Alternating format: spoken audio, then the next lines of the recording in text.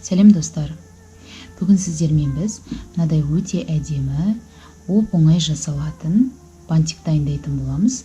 Ол үшін бізге қажет болады 4 сантиметрлік парча лентасы. Мынадай 2 түсін алдым. Сарғыш түсінен 2 дана 26 сантиметр қылып қырқып аламыз. Және де қызыл түсінен де 2 дана 26 сантиметр қылып қырқып аламыз. Ал енді іске кірісейік.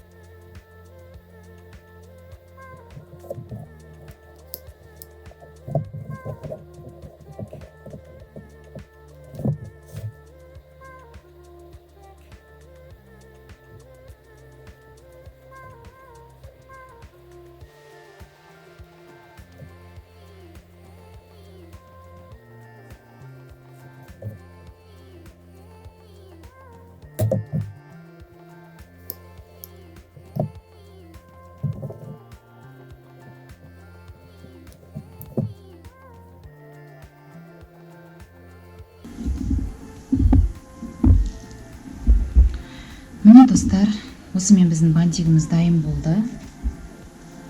Өте әдемі және оп-оңай жасалынады.